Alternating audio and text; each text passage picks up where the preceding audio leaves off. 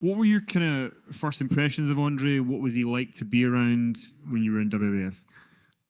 I had met Andre years before in Mid-South, and my job was to pick him up at his hotel, take him to the town, get him whatever he wants. Hell, I was 19 years old. I can figure that out. At the time, I was a referee. And I went and picked him up, drove him to the town, and then afterwards, I'm like, Andre, you want anything? Beer.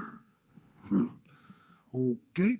You know, and we went to a damn 7-Eleven, and I said, how much beer do you want? He goes, how far? I'm like, well, it's about 90 miles. 2 cases.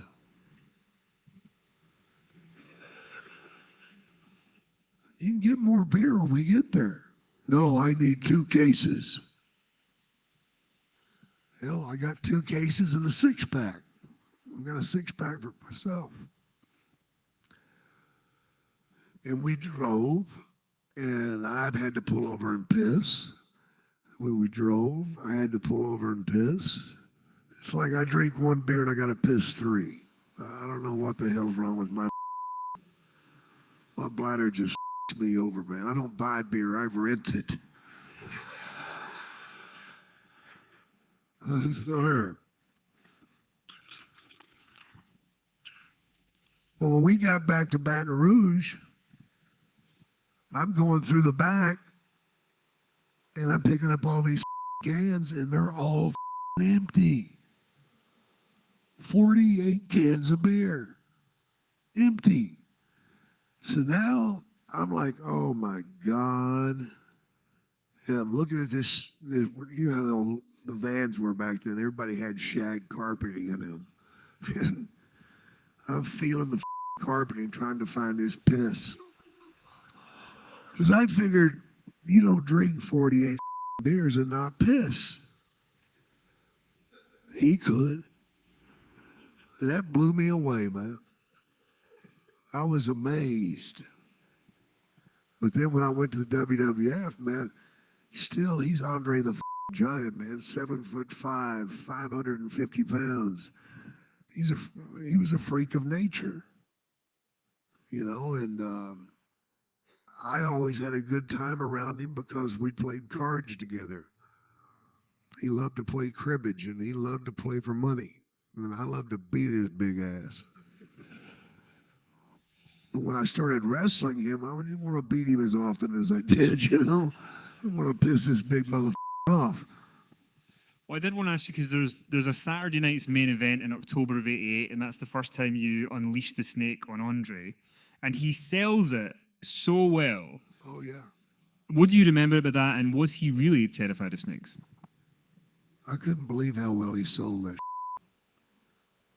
You know, and it was funny, man, because Bobby Heenan's working on him so well, pounding his chest. Man, you believed he's had a heart attack. But if you were closer, it's where I was at, you hear somebody say to Bobby, Bobby, you better give him mouth to mouth. And Bobby Heenan's like, you, giving this big mother mouth to mouth. Hell no. You've told a story about when you first wrestled Andre, that he tried to test you. Yeah, what happened? He beat the out of me, man.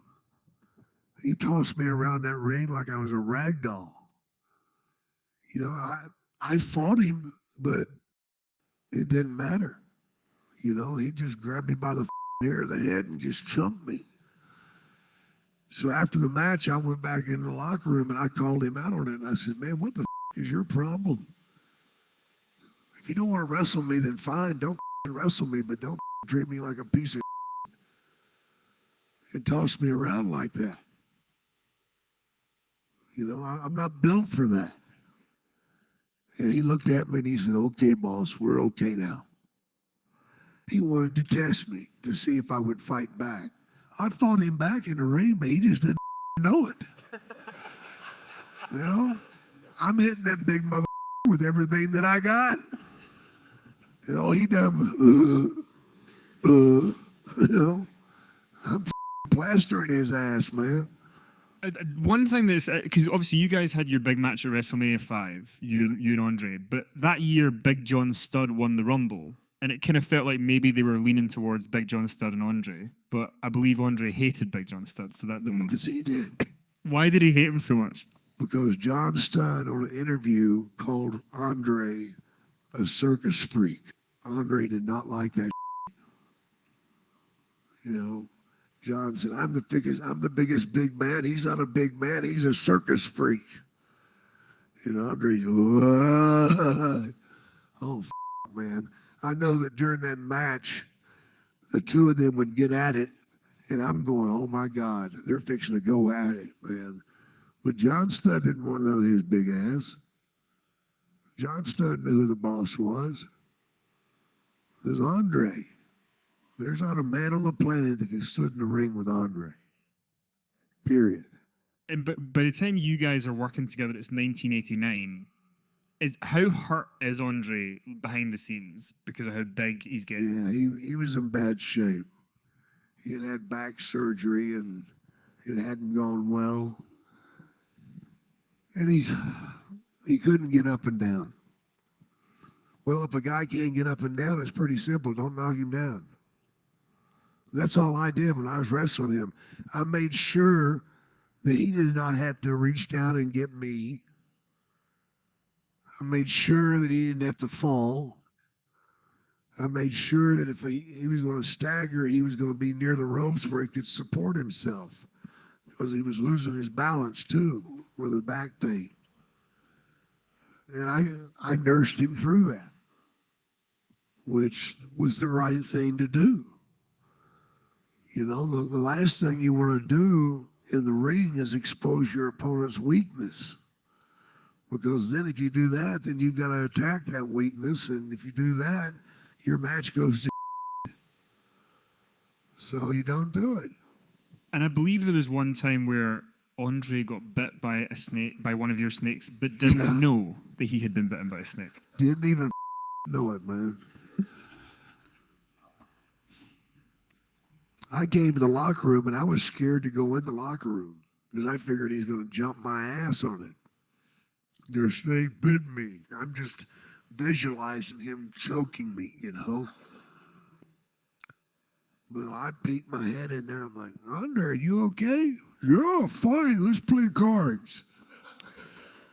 So I walk over. As I start walking over there, Rick Rude walks by me. He goes, Andre, look at this.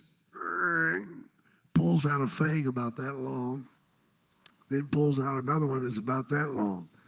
He goes, Andre, that snake bit the out of you. Oh, maybe Snake was hungry. That was all he said. He wasn't mad. He didn't even know he'd done it.